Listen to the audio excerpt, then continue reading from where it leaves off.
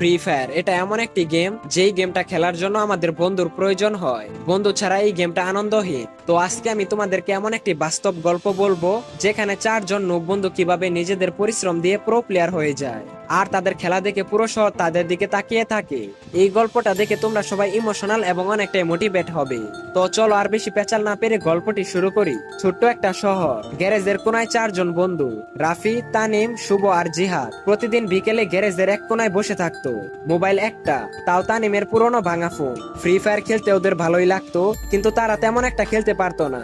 রাফি ছিল সবচাইতে নুব, গুলিও ঠিক মতো চালাতে পারতো না। তানিম একটু চালাক, কিন্তু গেমে সিরিয়াস না। শুভ সবসময় ভয় পেত, মরার আগে দৌড়ে পালাতো। আর জিহাদ, সে সবসময় বলে একদিন আমরা সবাই প্রো হব।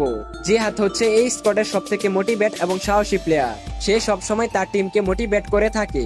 মানে হয় না, আমাদের স্কোয়াডের তিনজন বটলা বন্ধু থাকলেও একজন সাহসী প্লেয়ার থাকবে। জিহাদ ঠিক তেমনটাই। স্কুলের বাকি বন্ধুরা ওদের নিয়ে হাসাহাসি করত, কারণ তারা চারজন বন্ধু নুব ছিল। তারা একসাথে র্যাঙ্কে গেলে 2 মিনিটও টিকতে পারতো না। 2 মিনিটের মধ্যেই তাদের স্কোয়াড ওয়াইপ আউট হয়ে যেত। এইসব কারণে স্কুলের মধ্যে লজ্জায় রাফি কান্না করে দেয়। সবাই তাকে কোনো মতে শান্ত করে। স্কুলের ছেলেরা হয়তো জানতো না, একদিন এই চারজন বন্ধুই সারা শহর কাঁপিয়ে দিবে।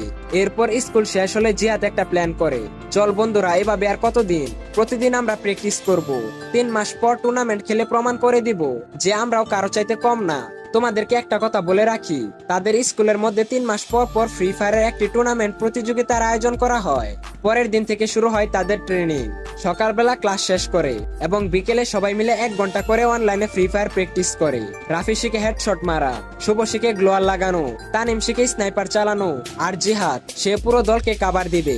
কখন কোন সময় রাশ দিতে হবে, কখন কোন সময় হোল্ড করতে হবে, এসব জিহাদের উপরে। তাই সে পুরো দলের লিডার হয়ে যায়।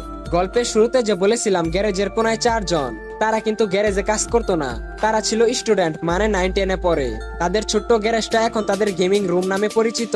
কিন্তু তার আগে কিছু কথা গাইস, এইরকম ভিডিও বানাইতে আমার স্ক্রিপ্ট লিখতে হয়, এডিটিং করতে হয়, আর এতটা সময় লাগে যে তোমাদেরকে বোঝানো মুশকিল। তো প্লিজ গাইস, একটা লাইক আর একটা সাবস্ক্রাইব করে দাও।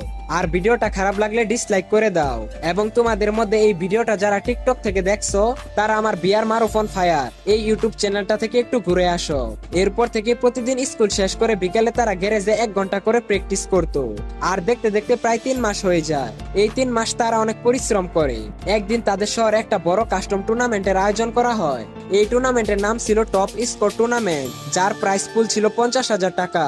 তারা চারজন বন্ধু মিলে টুর্নামেন্টে রেজিস্টার করে আর তাদের স্কোয়াডের নাম দেয় ক্রেজি বয় স্কোয়াড। তারপর শহরে সেই টুর্নামেন্টের দিনটি চলে আসে। প্রথম কয়েকটা রাউন্ডেই তারা তাদের চমক